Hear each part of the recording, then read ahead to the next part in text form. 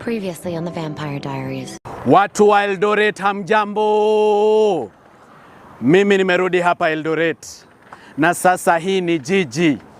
Na mimi nilikuwa nimeweka mpango kupitia kwa Wizara ya Maji ya hii Kipkaren Water Treatment Works. Nilizungumza na Africa Development Bank. Wakanipea 1,185 million. Sasa nataka niwaeleze hivi na nataka mnisikize vizuri. Tayari tumekwisha lipa contractor Mashiri. Huyu tushamlipa 767 million ya ile kazi ambayo imefanyika kwa hii mradi ya Kipkaren Water Treatment Works. Sasa nimeweka mpango ingine.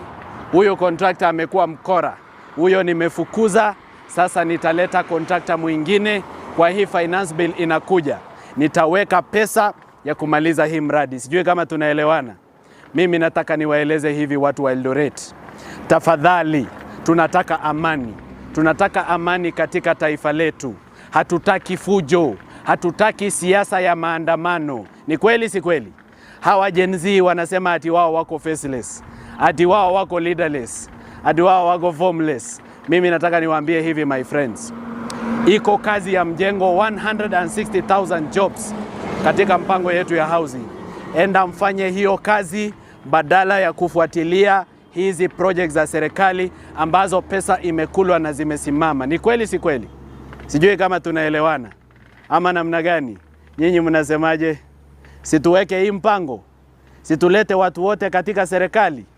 Hii broad based government ya makabila yote hii, ili kila mtu aweze kupata nafasi ya kuiba mali ya umma katika serikali yetu hii ya Kenya Kwanza. Ni kweli si kweli? Salale, kweli nyinyi ni watu wangwana. I'm here in Eldoret, Uasin Gishu County, na niko katika constituency ya Honorable Oscar Sudi, engineer mwenyewe, mtaalamu, engineer wa maji. Niko kwa hii project. Unfortunately most of the details imefutika, but ilianzishwa financial year I think ya 2017-2018. Hii ni project ya maji that was supposed to provide water to Eldoret residents. Currently, even though Eldoret has been uplifted to a city, there is water rationing. Maji haiko the whole 7 days of the week because there is not enough water for the residents in Eldoret.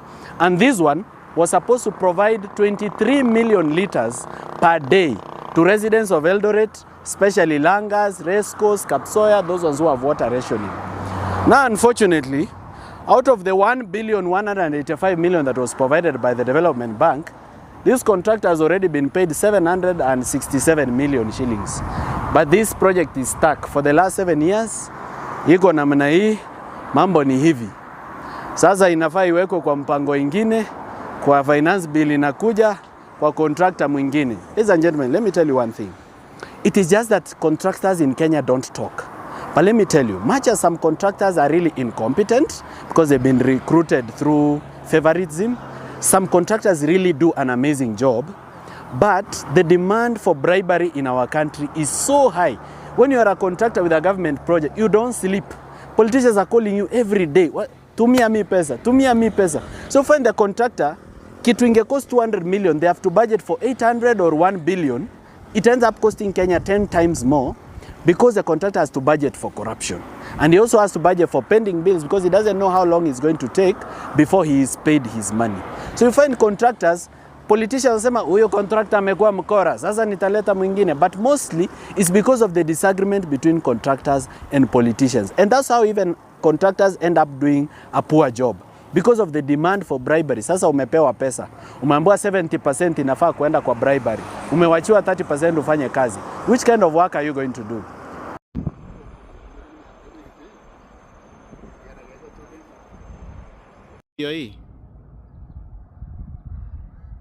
As we hand over the site of Kipkaren Water Supply Dam, as you are aware, this county has been facing, and particularly this town, has been facing a shortage of water.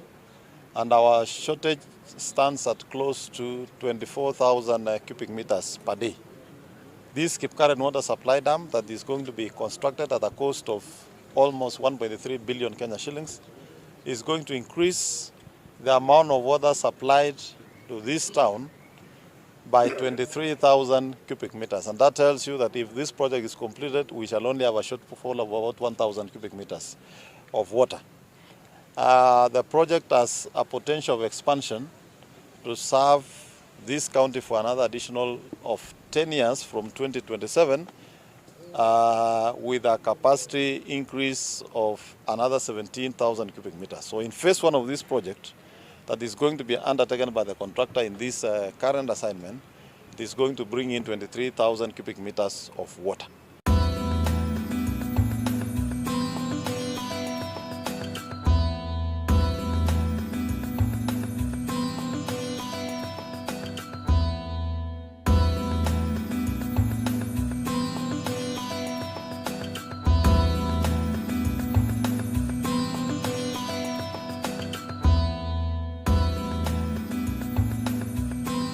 As we have inspected, we have seen that the dam is intact and it has enough water for us to do the project and to treat it and to send it to the residents of Uasin Gishu County. This water project that is going to serve parts of Simat Kapseret ward, almost 80-90% of Langas ward, about 60 to 70% of Rescos ward and parts of Kipkenya ward is going to be a relief to the current water distribution that is coming from Jebara, Elgarini and Kapsoya treatment works.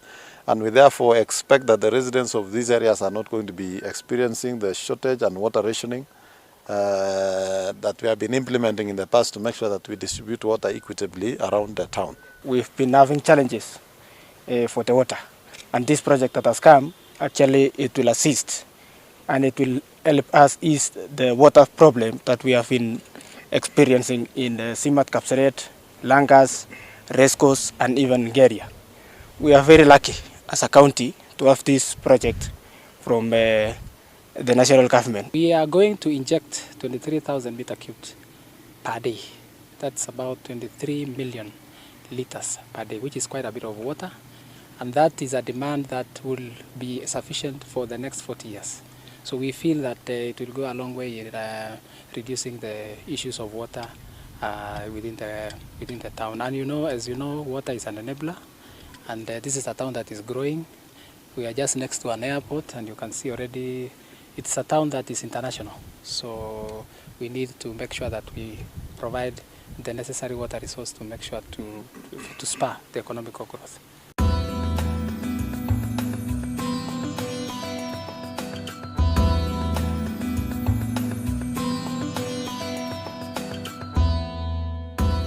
This project over and above water benefits enabling us to achieve the Big Four is also a project that is going to capacity build.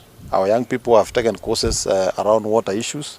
For the period that this project is going to be on, we expect to bring in interns as county government of Uasin Gishu who will be trained, and later they should be able to manage our so many other small water projects within the county, and probably even also grow to become contractors so that we have local contractors. This is one project I must thank the Rift Valley Water Services Board and Lake Victoria North Water Services Board for actually sourcing a local contractor. This is the song we have been singing, that we want money to remain within the country, to stimulate the economy of this country, so that our economy can grow, we can raise sufficient taxes, and we can be able to service other external debts. And we want to encourage the Ministry of Water, all our boards, that if we have local contractors with capacity, let's give them priority when it comes to implementation of our projects. That way, we shall be building our economy and also building our local technical capacity to undertake big projects in the future. It's work that's going to take more than 20 months. We, as a local contractor, we have undertaken projects here in this town. So we have undertaken to promise His Excellency the Governor that we are going to do all we can to make sure that the project is delivered on time. As we ask the contractor to comply and make sure they deliver the project on time, we also expect Rift Valley Water Services Board and Ministry of Water to pay the contractor on time. We in government have become a bottleneck to the local suppliers and business people and contractors in this country. When we don't pay them on time, the project slows. They also begin having cash flow challenges, and before you know, the project has stalled. And when the project stalls, you hear the contract has been auctioned. Some people lose jobs. We lose our opportunity of building local technical